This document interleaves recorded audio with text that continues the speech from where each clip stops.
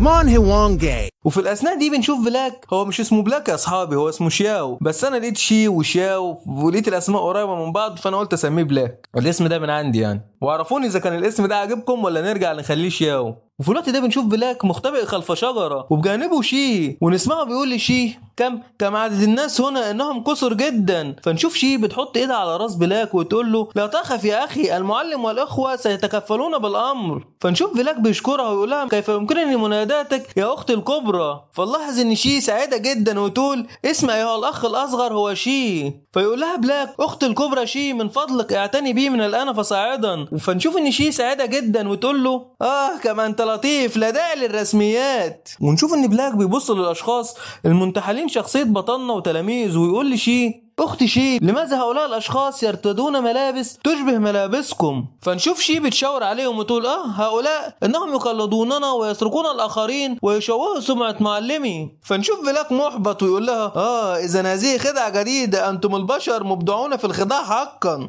وفي اللحظه دي بنشوف الراهب الاكبر بيتجه ناحيه النصابين دول وهو في قمه غضبه ويقول لهم هل انتم متاكدون من فعل هذا؟ فنشوف ان الاشخاص دول في اللحظه دي توتروا، ونسمع الشخص اللي بينتحل شخصيه ووجي بيقول انه لا يبدو خائفا منا على الاطلاق، ما الذي سيحدث الان؟ ونسمع برضو البت اللي بتكون منتحله شخصيه هونج بتقول في سرها وهي مرعوبه هذه الطاقه انها طاقه مستوى شبه الخلود بالتاكيد، انه شبه خالد ما العمل الان. وفي الوقت ده بنشوف ان الشخص العجوز اللي منتحل شخصيه بطلنا بيخاطرهم ويقول لهم فلتهدأوا قليلا، فذلك الشخص الذي يدعى لقد قتل طائفه الريشه الخالده وكان في مرحله شبه الخلود هو الاخر. طالما انا احافظ على رباطه جأش امامه يمكنني تخويف هذا الراهب الاصلع، فلتهدأوا الان رجاء. وبنشوف ان هو بينظر للراهب بنظرات كلها ثقه وبيتجه لعنده ويقول للراهب ده ايها المبجل هل تعرف من اكون؟ هل تظن انك ستكون قادرا على ايقافي؟ فلا يستطيع احد في المنطقه الشرقيه باكملها ايقافي الا بضعه اشخاص قليلين. فلما بيسمعوا رهبان المعبد المعلق الكلام ده وبيبتدي احد الرهبان يقول للقائد الاكبر ايها المعلم انه الشيطان القاتل ذو الشعر الابيض المدعو الذي قضى على 1,000,000 جندي من طائفه الريشه الخالده. ويقول اخر وهو متوتر لكن في تلك المعركه ايضا خسر معبدنا المعلق الكثير من شيوخه وتلاميذه. فنشوف ان الراهب الاكبر ده بيبص لهم ويقول حقا. وبنشوفه بيرجع يبص للشخص اللي منتحل شخصية بطلنا بنظرات جدية ويقول إذا هو أنت ذلك الشخص، إن السماء تساعد هذا الراهب العجوز حقا. فلما بيشوف النصاب رد فعل الراهب ده بيبتدي يقلق ويقول مع نفسه هذا الراهب الأصلع من كبار رهبان المعبد المعلق وهم يبدون أنهم لديهم صقر قديم مع ذلك الشخص المدعو هذا سيء حقا. لكن الراهب الكبير ده بيفاجئه لما بيقول له يا سيدي يسعدني لقائك حقا لطالما سمعت عنك منذ زمن وأردت لقائك. فنشوف ان الامر ده وتر النصاب اكتر ويقول مع نفسه لماذا يعاملني بلطف هكذا؟ ألن يقوم بتصفية ديون الماضي الآن؟ إن اسم ذلك الوقت مفيد حقا. ولما بيشوف الحاضرين اللي بيحصل ده بنسمع أحدهم بيشاور على الراهب ويقول انظروا إلى الراهب الأكبر إنه يعامل ذلك الشخص المدعو باحترام شديد رغم أنه عدوهم اللدود. ونسمع شخص آخر من الواقفين بيقول هل وصل ذلك الشخص المدعو إلى هذا المستوى من القوة الذي يجبر أحد الأباطرة على الخضوع له؟ وبين الحشود دي بنشوف وجي بيقول لمعلمه يا معلمي انظر هذا الراهب الأصلع يظهر لك الكثير من الاحترام. فيقول له بطلنا في الوقت ده بسخرية هذا الراهب مليء بالمكر، لنشاهد فقط تلك المسرحية فإنها ممتعة جدا. وفي الوقت ده بيبدأ الراجل اللي منتحل شخصية بطلنا إذن فلقاؤنا قدر، لذا أرجوك لا تتدخل فيما سيحدث وإلا ستواجه العواقب. ويقول له الراهب الأكبر بملامح خبيثة نعم أفهم قصدك يا سيدي، دعني أساعدك بهذا أيضا. وبنشوف إن الراهب ده بينطلق في السماء وبيفعل مهارة حاجز شديدة وبيقوم بالهجوم بها على الحضور وبيحجز جميع الحاضرين داخل تلك المهارة. وبنشوف إن نظراته اختلفت، فلما بيشوف النصاب إن هو اتحجز داخل المهارة دي بيبتدي يقول للراهب يا صديقي ما هذا؟ فنشوف الراهب بيقول له بكل خبث هذا خيرا، بما أن اللقاء قد قدر سأصلي على أرواحكم بنفسي فلتذهبوا جميعكم إلى النعيم. وبنشوف في الوقت ده جميع الاشخاص اللي اتحجزوا داخل الحاجز ده مرعوبين جدا، ونسمع احدهم بيقول للراهب: ايها الراهب الاكبر، لا عداوه بيننا، اذا اردت الحصول على الاعشاب والدواء الثمين فسنعطيه لك. ونسمع اخر بيقول له: اتفعل ذلك بسبب الاذلال الذي تعرضت له في وادي ملك الادويه؟ نستطيع ان نقسم لك جميعا على قلوب الدواء الخاصه بنا اننا لن نخبر اي احد عما حدث بالداخل، وسنلتزم الصمت التام. فنشوف ان الراهب ده بيرد عليهم بكل غضب ويقول لهم: اذلال؟ عن اي اذلال تتحدثون؟ ونسمعه بيقول في نفسه: بعد ان رايتم اهاناتي في الوادي تعتقدون انني ساترككم وشانكم؟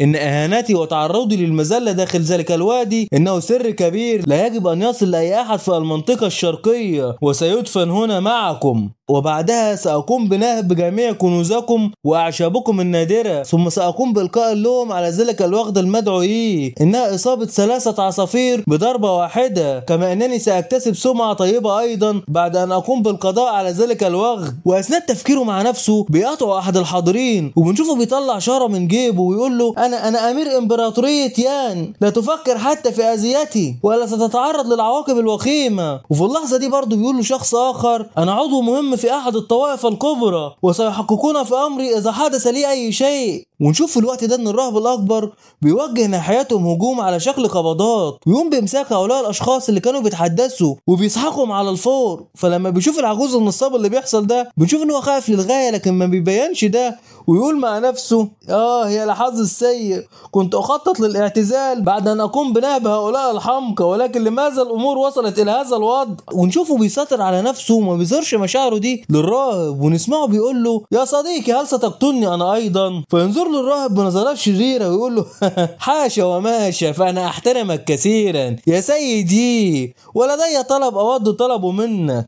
انت تريد المال وانا اريد الارواح، لماذا لا نتعاون في فعل هذا؟ بنشوف ان النصاب ده بيرحب بالفكره وبيقول مع نفسه: ايها الراهب الاصلع، خطتك واضحه كالشمس، تريد ان تجعلني؟ لا، بل تريد ان تلقي كل اللوم على ذلك الشخص المدعو، ولكن هذا مناسب لي بالتاكيد. ونسمعه بيقول له: ايها المبجل، تقدم في خطوتك وساتحمل انا كافه المسؤوليه. فلما بيسمعوا الحضور بيبقى متفاجئين، ويوم احدهم بالاشاره على النصاب ده ويقول له: ياي انت شيطان حقا، كيف تتآمر مع هذا الراهب الاصلع من اجل قتلنا؟ ونسمع في الوقت ده مياو بتقول للعجوز: يا عمي فان، ان ذلك الشخص المدعو مجنون حقا، انه يريد قتلنا جميعا. ونشوف في الوقت ده ان العجوز فان بيقول لها: فلتخفضي صوتك يا انستي، الم تلاحظي ان السيد يي فان ورفاقه يشبهون هؤلاء الاشخاص؟ فترد عليه مياو وتقول له: ايها العم فان، في الحقيقه لدي شكوك منذ فتره، وبعد هذه الرحله اظن ان السيد يي فان قد يكون هو الحقيقي نفسه. فنشوف ان العجوز فان بيبتسم ويحط ايده على دقنه ويقول لها: اذا علينا ان نهدأ الآن ونراقب الموقف أولا. وفي اللحظات دي بنشوف ان الراهب بيفعل تقنية زهرة اللوتس الذهبية وبيستعد للقضاء على جميع الحاضرين، وبنشوف ان الجميع خايفين ومرعوبين للغاية. وفي اللحظة دي بنسمع ووجي بيقول لبطلنا: يا معلم، لقد فعلت كما أمرت وسجلت كل شيء في بلورة التسجيل هذه. فيقول له بطلنا في الوقت ده وبيشاهد الموقف: حسنا،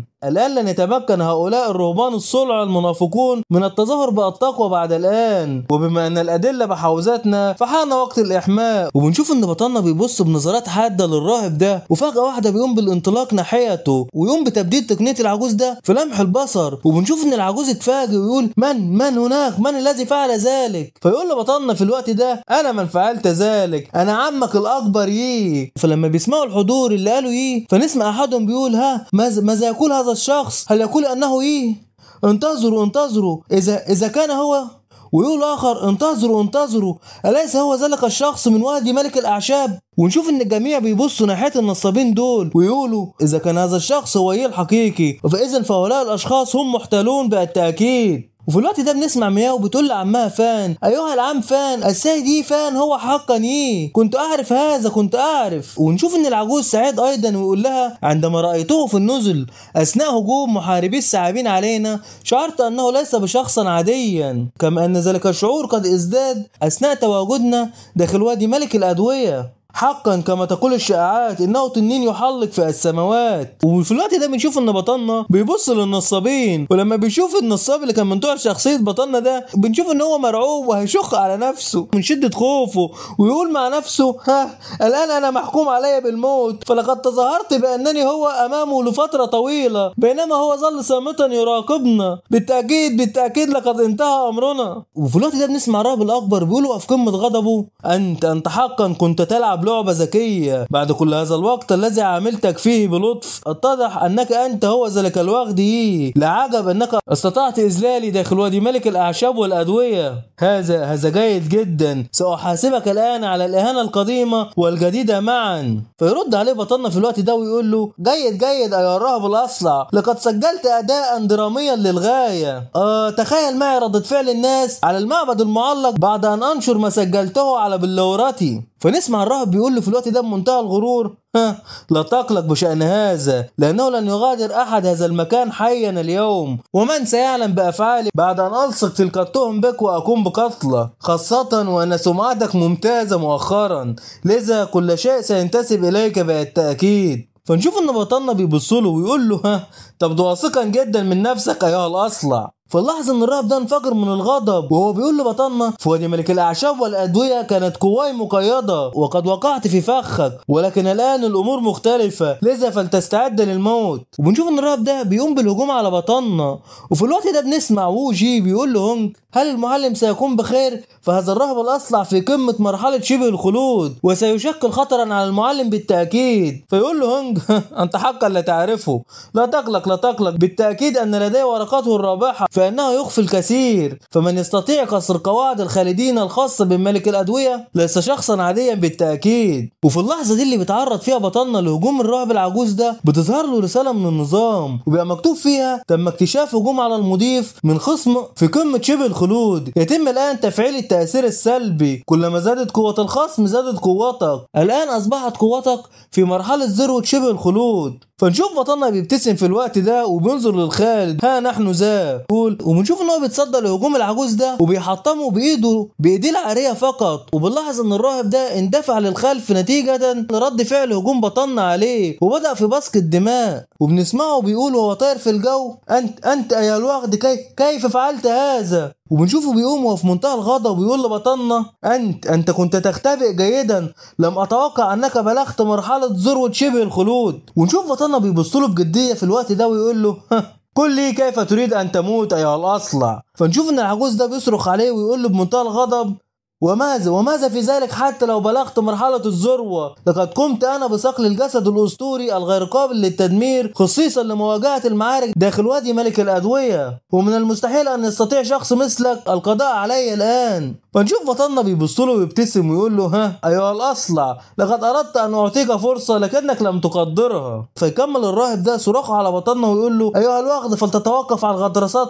وبنشوفه بيستخدم أحد تقنيات المعبد المعلق السرية وبيظهر فوقيه تنين عملاق من الطاقة وبيهجم بيه على بطلنا في اللحظة دي. فنشوف ان بطلنا واقف قدام التنين ده وما بيتحركش، لا كمان وبيبصله وبيستهزأ بيه ويقول له تبا انت تهددني بتلك السحلية الضخمة. وبنشوفه بيستخدم مهارة يد السماء ونشوف ان في يد ذهبية عملاقة ظهرت في السماء واخترقت السحب متجهة ناحية ذلك التنين وقامت بامساكه التنين وهو على وشك الهجوم على بطلنا وسحقه الى اشلاء. فلما بيشوف الراهب اللي حصل ده بنشوفه متفاجئ جدا ويقول مستحيل لقد دمرت التقنية السرية للمعبد المعلق في لحظة. وبنشوف ان بطلنا في الوقت ده ما بيدوش حتى فرصة ان هو يتفاجئ وبيكمل هجوم عليه بمهارة يد السماء، ولكن العجوز في الوقت ده بيستخدم التجسيد الخاص بيه عشان يتصدى لهجوم بطلنا. وبنشوف في اللحظة دي ان الراهب بيعاني في تصديه لهجوم بطلنا ده، ولكن في الاخر هجوم بطلنا بينجح عليه. وبنشوف ان الراهب ده اتصاب اصابات بليغة وسقط على الارض في وسط ذهول جميع الحاضرين وخاصة رهبان المعبد المعلق. ونشوف ان الراهب ده لسه ما ماتش وبيحاول يقوم من على الارض وهو بيكح وهو في حالة مزرية. فلما بيشوفه بطلنا بيعجب بيه ويقول انت لازلت على قيد الحياة، لم تمت بعد. وفي اللحظة دي بنشوف ان الراهب لسه بيحاول النهوض وهو بيقول مع نفسه اقوى وضعية دفاعية لدي من المفترض انها لا تقهر ولا تدمر، قد تدمرت بتلك السهولة وانا قد نجوت بالكاد. تبا اذا كان الامر هكذا فلا يوجد امامي خيار اخر سوى استخدام الاعشاب والكنوز الطبية الخاصة بوادي ملك الادوية والاعشاب. وبنشوف في اللحظة دي ان الراهب بيقوم سرقت جميع الاعشاب والكنوز الطبية من الحاضرين وسقلها على الفور، وبنشوف ان هو مستواه زاد وتمكن من الاختراق، وينظر لبطلنا بعينين بتشع طاقة ويقول له ها اعتقدت انك هزمتني فقتالنا قد بدأ للتو. فنشوف بطلنا برضو بيخرج طاقته وهو بيقول له ها ما الذي تقوله؟ اذا اردت ان انهي لك القتال على الفور فسافعل ذلك. فنشوف ان الراهب توتر ويقول له ماذا؟ فيبتسم لبطلنا وهو بيقول له اعترف ان دفاعاتك قوية جدا، ونشوف ان بطلنا بيجهز هجوم طاقة ساحق هيهجم بيه على ذلك العجوز، ويكمل كلامه وهو بيقول له ارينا ايها الوغد الاصلع كيف ستتصدى لهجمتي تلك.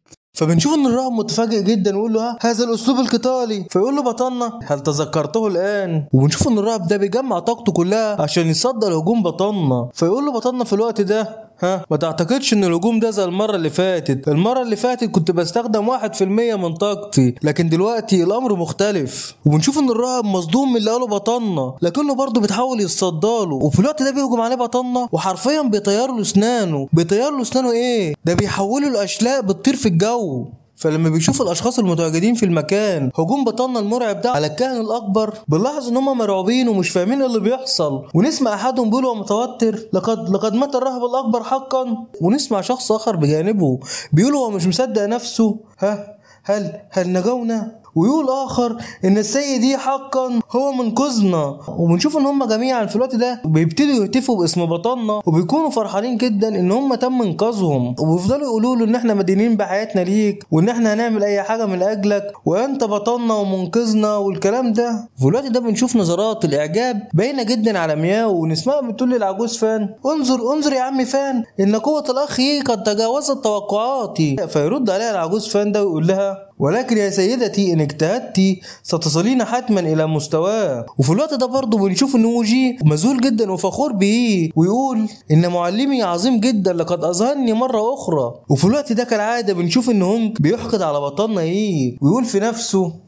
ما الذي حدث للتو، فإن حتى ذلك الراهب الأصلع قوته نادرة كما أنه من الأشخاص الأقوياء القليلون في المنطقة الشرقية، لكنه هوزن بتلك البساطة. أين حدود قوة هذا الرجل؟ وفي الوقت ده بنشوف أن جميع الرهبان اللي موجودين في المكان مرعوبين ومفزوعين جدا، ونسمع أحد الرهبان دولت بيقول للبقية هيا فلنغادر بسرعة، يجب علينا العودة إلى المعبد المعلق على الفور. وفي الوقت ده بيلاحظهم ووجي وبنشوف ان هو اخرج سيفه واتجه ناحيتهم بسرعه وهم يحاولون الهرب، ونراه قد قام بتمزيقهم الاشلاء. وفي الوقت ده بنشوف الاشخاص اللي كانوا منتحلين شخصيه بطلنا وتلاميذه هيموتوا من الرعب واقفين قدام بطلنا بيرتعشوا من الخوف لما بيسمعوا بطلنا بيقول لهم ان الوقت حان لتصفيه الحسابات. فنشوف ان العجوز اللي كان بينتحل شخصيه بطلنا ده بيركع على الارض على الفور وبيبتدي يخبط دماغه في الارض وبيعتذر لبطلنا ويقول له ايها المبجل ارجوك ارحمنا، نحن حقيرين للغايه لتهتم بنا، نحن اصغر حتى من الحشرات. وفي الوقت ده بيبتدي جميع رفقاء ذلك العجوز من التهرب منه، ونسمع الشخص اللي كان بينتحل شخصيه ووجي يقول له انه من اجبرنا على فعل ذلك. وبرضه الواحده اللي كانت بتنتحل شخصيه هونج بتقول انا كنت اعيش بسلام وهو من اجبرني على الخروج معه. ونسمع برضه اللي كان بينتحل شخصيه شي يقول انا كنت مجرد فلاح فقط كنت اتبعهم لكي اكل ولم اكن اعرف انهم يقومون بغداء الناس. وفي الوقت ده بنشوف ان العجوز عمال يبص له ويقول لبطلنا ما تصدقهمش والتفت ليهم ويقول لهم ايها الخونه كنتم تاكلون وتشربون معي والان تريدون ترك والهروب. ونشوف ان بطلنا ملاحظ وضعهم البائس ده وقرفان منهم على الاخر ويقول مع نفسه انا مش هشغل دماغي بشويه الجرابيع دول، انا هسيبهم للاشخاص اللي نهبوهم قبل كده وهم يتصرفوا معاهم. وبنشوفه بيلتفت لمياو وبيقول لها هم دول سرقوا منك قد ايه؟ فبتقول له دول سرقوا مني 5 ملايين بلوره سحريه. فيسمع بطلنا بيقول لها طيب تعالي وخديهم منهم. ونشوف ان جميع الاشخاص اللي تم نهبهم بواسطتهم يبتدي احدهم يقول اعيدوا كنوز طائفتي الذي قمتم بنهبها، واخر يقول اعيدوا تحفنا وتمائمنا التي اخذتوها. ونشوف ان جميعهم بينقضوا على النصابين دول وبيموتوهم من كتر الضرب. بس وتنتهي حكايتنا لحد هنا. اشوفكم الحد الجاي يا اصحابي، ما تنسوش اللايك والشير. Mon Hwangay.